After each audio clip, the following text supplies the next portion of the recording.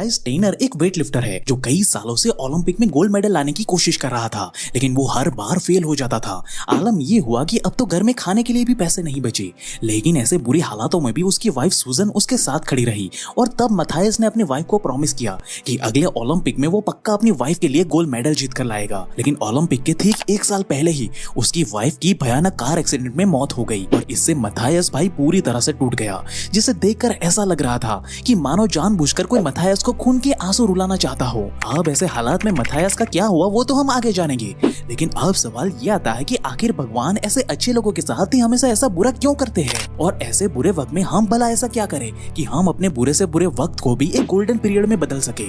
तो ऐसे कई सारे रहस्यमय सवालों के जवाब आज मैं आपको प्रूफ एंड एविडेंस के साथ बताने वाला हूँ। तो मेरे साथ तो एक राजा के दो बेटे थे, जिसमें बड़ा बेटा बहुत ही लालची और घमंडी था, तो वहीं छोटा बेटा आज्ञाकारी और सुलझा हुआ था। अब राजा की मौत हुई तब दोनों भाइयों ने आपस में राजपाट का बंटवारा करने लगे, लेकिन यहाँ समस्या ये थी कि उस राज्य में एक नदी थी जहाँ से राज्य के सारे लोग पानी का इस्तेमाल करते थे। इसीलिए इस मौके का फायदा उठाने के लिए नदी का कंट्रोल बड़ा भाई पूरी तरह से अपने हाथ में लेना चाहता था। अब ये प्रॉब्लम इतनी ज्यादा बढ़ गई कि दोनों भाइयों में युद्ध छिड़ गया।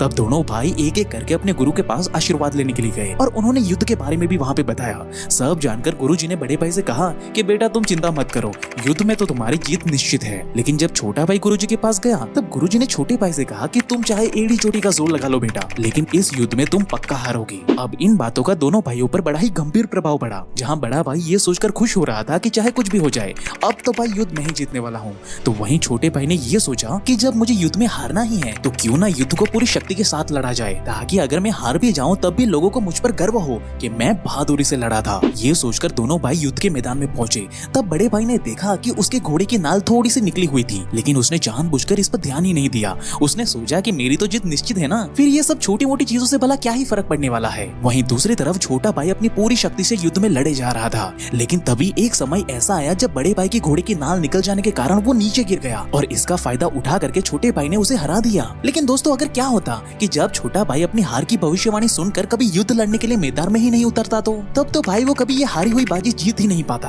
और अक्सर हम लोग भी यही गलती करते हैं। एक्चुअली में हम सभी लोग अपने बुरे वक्त से बाहर तो आना चाहते हैं, लेकिन हम अपने बुरे वक्त में काम करना ही छोड़ देते हैं और ये सोचकर बैठ जाते हैं कि अब तो सब कुछ खत्म हो चुका है ना, तो अब कुछ भी करने से भला क्या ही चमत्कार हो जाएगा। लेकिन इसके बारे में श्री कृष्ण जी ने भगवत गीता के चैप्टर 2 श्लोक 33 में खुद ये बताया है कि हे अर्जुन, अगर तुम ये युद्ध नहीं लड़ोगे तब तुम्हें अपने कर्तव्य का पालन ना करने का पाप लगेगा और तुम अपनी बची कुची प्रतिष्ठा भी खो दोगे। इसलिए हार और जीत की परवाह किए बगैर अपना धनुष उठाओ और युद्ध करो, क्योंकि तुम्हारे जीवन में कौन सी घटना किस समय पर होगी उसे तुम कभी कंट्रोल कर ही नहीं सकते, लेकिन कोई भी घटना पर क्या एक्शन लेना है, उस पर क्या प्रतिक्रिया करनी है, वो सब तुम्हारे हाथ में है। इसलिए हर इंसान का ये धर्म है कि वो आखिरी सांस तक कोशिश करे, क्योंकि इसी के ऊपर तुम्हारी सफलता और असफलता का परिणाम टिका हुआ है। अब इसे साइंटिफिकली एक्सप्लेन करने के लिए कुछ रिसर्चर्स ने एक मजेदार एक्सपेरिमेंट डिजाइन किया, जहां उन्होंने कुछ ऐसे लोगों को सिलेक्ट किया जो अपनी लाइफ में परेशान थे। उनमें से कुछ लोग ऐसे भी थे जिन्होंने भाई मेहनत तो बहुत की थी, लेकिन फिर भी वो अपने एग्जाम या इंटरव्यू में बुरी तरह से फेल हो गए थे। तो वहीं कुछ लोग ऐसे भी थे जिनके लाइफ में हर दिन कुछ ना कुछ बुरा हो ही रहा था, जो एक तरीके से अपनी किस्मत को बुरी मानकर बैठ चुके थे। अब भाई रिसर्चर्स ने इन सबको एक अंधेरे कमरे में बंद कर दिया और उनसे कहा कि हमें नहीं पता कि हम आप लोगों को कब बाहर निकालेंगे, तो अगर आप लोगों को तुरंत बाहर आना है तो आप खुद से बाहर निकलने का रास्ता ढूंढ सकते हो।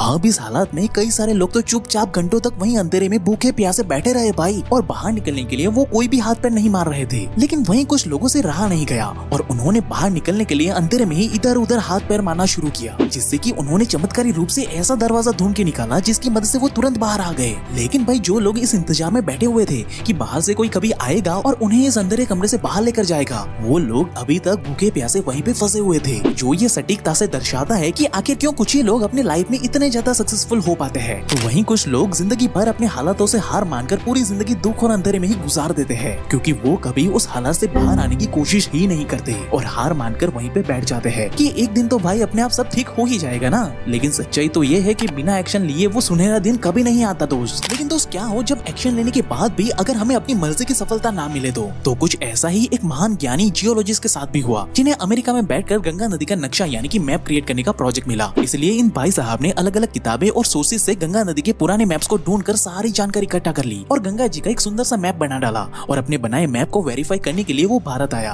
और अपने मैप की मदद से वो गंगा नदी को एक्सप्लोर करने के लिए निकल गया। अब सारी चीजें सही से चल रही थी, गंगा जी बिल्कुल मैप के हिसाब से ही बह रही थी, लेकिन तभी जियोलॉजिस्ट ने देखा कि उसके मैप में एक बहुत बड़ी प्रॉब्लम है उनके मैप के अनुसार नदी को लेफ्ट की ओर मुड़कर बहना चाहिए था, लेकिन वो नदी अब राइट की ओर बह रही थी।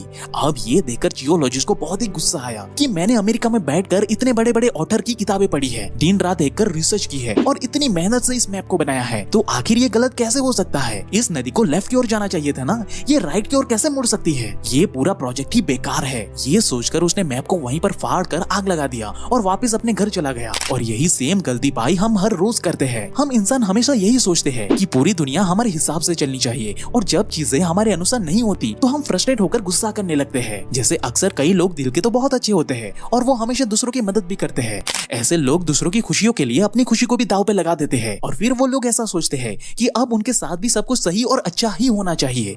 इसलिए जब उनके साथ कुछ भी बुरा हो जाता है तब ऐसे लोग फ्रस्ट्रेट होकर गुस्सा करके ये सवाल पूछते हैं कि आखिर भगवान मेरे साथ ही ऐसा क्यों करते हैं? मैं तो कभी किसी के साथ बुरा नहीं करता, फिर आखिर मेरे साथ ही ऐसा बुरा क्यों होता है? तो इस पर भगवान श्री कृष्ण श्रीमद् भगवद गीता के चैप्टर 2 श्लोक नंबर 71 में अर्जुन को ये बताते हैं कि हर इंसान अपने अहंकार के साथ जीता है कि उसे संसार में कोई कष्ट नहीं होना चाहिए, और अपने इसी अहंकार और डिजायर के चलते ही वो अपने जीवन में कभी खुश नहीं रह पाता। लेकिन अगर एक इंसान अपने ईगो और डिजायर जैसी चीजों को त्याग दे तब ऐसा इंसान बुरे से बुरे सिचुएशन में भी एक सच्चे पुरुष की बातें खड़ा हो सकता है। जैसे कि अगर हमारे ये जियोलॉजिस्ट भाई साहब अगर बिना कोई एक्सपेक्टेशन के इंडिया में आया होता तो गंगा जी को राइट की तरफ मुड़ता देखकर कभी निराश नहीं होता, बल्कि वो वहीं पे रुक कर चीजों को समझकर अपने बनाए नक्शे में चेंज करके हिस्ट्री में हुई सबसे बड़ी गलती को ठीक कर सकता था, जिससे कि उसकी मेहनत कभी बेकार नहीं जाती और सफलता भी उसके कदम चूमती। लेकिन अपने ईगो एंड एक्सपेक्टेशन के चलते वो ये अपॉर्चुनिटी को कभी देख ही नहीं पाया, और यही चीज उसके दुख का कारण भी बनी। तो भाई इस पॉइंट पर आप सक्सेस और फेलियर को कैसे निर्धारित करते हो? आप अपने जवाब मुझे कमेंट करके बताना। जैसा कि महाभारत में एक समय ऐसा आता है जब चौसर के खेल में पांडव हार जाते हैं और उन्हें वनवास के लिए जाना पड़ता है, राइट? और इस पॉइंट पर कई लोग कहेंगे कि भाई पांडव फेल हो गए और दुर्योधन जीत गया है, राइट? लेकिन अगर सिचुएशन को ध्यान से देखें तो हमें समझ में आएगा कि असल में दुर्योधन की ये सक्सेस ही उसके सर्वनाश के कारण बनी थी, जबकि पांडव के लिए यही असफलता एक वरदान साबित हुई, क्योंकि इस असफलता से सीखकर उन्होंने खुद को इतना काबिल बना लिया कि फिर उन्होंने दुनिया पर राज किया। तो अब आप मुझे कमेंट करके बताओ कि असल में जीत किसकी हुई, दुर्योधन की या पांडव की? सिमिलरली स्टीव जॉब्स को जब उनकी बनाई हुई कंपनी से निकाल दिया गया तब पूरी दुनिया यही सोच रही थी कि स्टीव जॉब्स फेल हो गए, लेकिन उनकी इसी फेलियर की वजह से उन्होंने पिक्सार जैसी कंपनी बनाई जिसकी वैल्यूएशन आज $7.5 बिलियन है। तो अब आप मुझे बताओ कि असल में जीत किसकी हुई, एप्पल के उन बोर्ड मेंबर्स की या स्टीव जॉब्स की? इसीलिए इस सिचुएशन को भगवान श्री कृष्ण ने श्रीमद् भगवद गीता के चैप्टर 2 श्लोक नंबर 47 में ये बताया है कि मनुष्य को अपने सक्सेस और फेलियर की चिंता किए बगैर सिर्फ अपने कर्म पर फोकस करना चाहिए, क्योंकि इंसान का कर्म ही उसकी डेस्टिनी को डिसाइड करता है। यानी कि चाहे सक्सेस हो या फेलियर, चाहे दुख आए या सुख, कभी उन्हें अपने सर पे मत चढ़ने दो और सिर्फ अपने कर्मों पर अपनी ड्यूटी करने पर ध्यान दो, क्योंकि आज जो सिचुएशन आपके हिसाब से फेलियर लग रही है वही सिचुएशन आगे जाके आपके कर्मों के बदौलत ही आपके लिए सफलता का नया दरवाजा खोल देगी।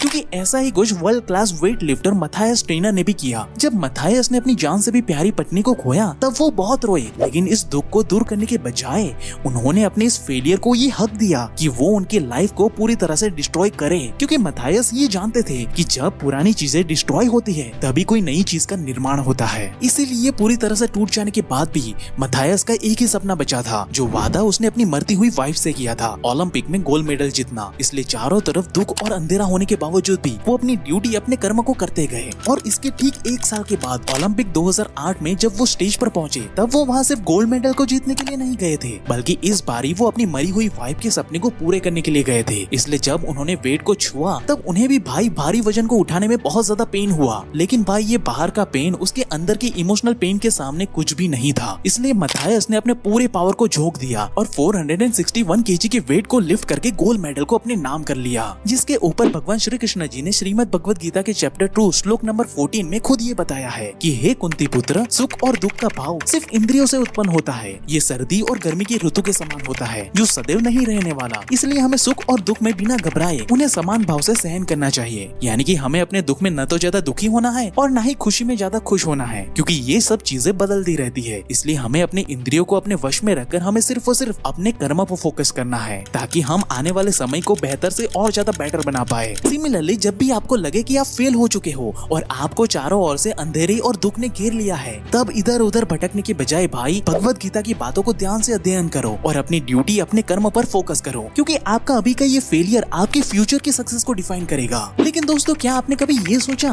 कि क्यों इमोशनल पेन से गुजरने के बाद ही कई लोगों के अंदर ऐसे सुपर ह्यूमन ह्यूमन वाली पावर आ जाती है। और आखिर ऐसी कौन सी क्वालिटी है जो बुरे से बुरे वक्त में भी लोगों को मेंटली स्ट्रॉन्ग बनाती है? तो ऐसी कई सारी रहस्यमय चीजों को आप साइंटिफिक एविडेंस के साथ इस लेफ्ट वाली वीडियो पे क्लिक करके अभी जान सकते हो। बाकी आपको हमारी ये वीडियो कैसी लगी वो हमें कमेंट करके जरूर से बताना, और इस वीडियो को उन सारे लोगों तक पहुंचाना जो आज और अभी दुख और परेशानी से जूझ रहे हैं। और ऐसे ही लाइफ चेंजिंग वीडियोस हर हफ्ते देखने के लिए हमारे चैनल को अभी सब्सक्राइब करें। And at last, thank you for watching guys.